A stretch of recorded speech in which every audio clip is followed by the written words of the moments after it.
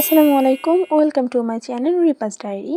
আশা করি সবাই অনেক বেশি ভালো আছেন। আমি আলহামদুলিল্লাহ অনেক ভালো আছি। তো ভাবলাম যে আপনাদের সাথে একটা ভিডিও শেয়ার করা যাক। আর আমি রাজশাহী এবং চট্টগ্রামে চান্স পেয়েছি, তো রাজশাহীতে চলে যাব। তো এখানে নিজের রেগুলার ইউজের জন্য তো কিছু জামা আমার নিয়ে যেতে হবে, তাই না? তো ভাবলাম যে জামাগুলো আমি নিজেই তৈরি করি। তো এই যে দেখুন, আমি আমার জামা কতটা লেন্থ হবে মানে লং আর কি, সেটা আমি আগেই সব কিছু ঠিকঠাক করে রেখেছিলাম এবং তারপরে এই লেসগুলো আমি অ্যাড করে দিয়েছি। আর আমি খুবই দুঃখিত, কারণ এই ভিডিওটা আমি করতে পারিনি যে কীভাবে কী করেছি। তো দেখুন, এই যে আমি যখন হাতাতে লেস লাগাচ্ছিলাম আপনাদেরকে বোঝার জন্য একদম সব ভিডিও এখানে অ্যাড করে দিচ্ছি। এই তো প্রথমেই আমি 1 ইঞ্চি মতো কাপড় রেখে লেসটা এখানে সেলাই করে নিলাম এবং তারপরে যে কাপড়টা ছিল ওইটাকে ভাঁজ করে লেজের উপর দিয়ে আরেকটা করে সেলাই দিয়ে নিচ্ছি। আর এভাবে সেলাই দেওয়া হয়ে গেলে এইটাকে উল্টানো লাগবে, মানে কি বলি, এটা সেলাই দেওয়া হয়ে গেলে লেজটা আর কি সোজা করতে হবে এবং তার ওপর দিয়ে আরও একটা চাপ সেলাই দিয়ে নিতে হবে।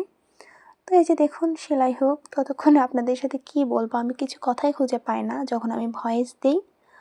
তো একটাই চাওয়া, আমি যেহেতু রাজশাহী ইউনিভার্সিটিতে ভর্তি হচ্ছি, সবসময় আমার পাশে থাকবেন, আমাকে সাপোর্ট করবেন এবং আমার জন্য অনেক বেশি দোয়া করবেন যেন আমার নিউ জার্নিটা অনেক ভালো হয়। তো এই তো দেখুন, আমার এইটা লেস লাগানো হয়ে গেছে এবং আমি উপরে আরও একটা লেস লাগাবো। তো এই কারণে আমি প্রথমেই আগে এটা সেলাই দিয়ে নিচ্ছি। আগে আমরা কাপড়টা কাটবো না, কারণ কাপড় কাটলে সেলাই দিতে অনেক বেশি ঝামেলা হয়।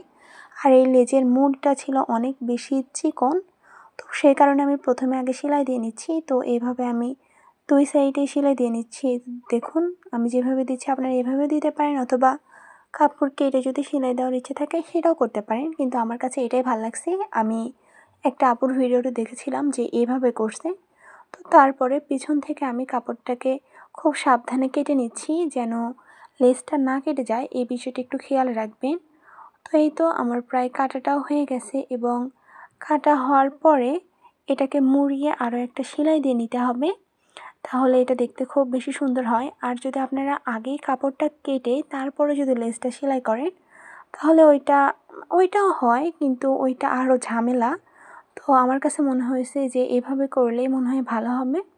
তো এই কারণে আমি এভাবেই করে দিচ্ছি। আর দেখুন কত সুন্দরভাবে আমার হাতাটা এখানে সেট হয়ে যাচ্ছে। আর এখানে আমার সুতা খুলে গেছিলো, আর আমি যখনই মেশিনে সেলাই করতে বসি আমার এমনটা হবেই যে সেলাই করতে এই সুই থেকে সুতা বের হয়ে যায়।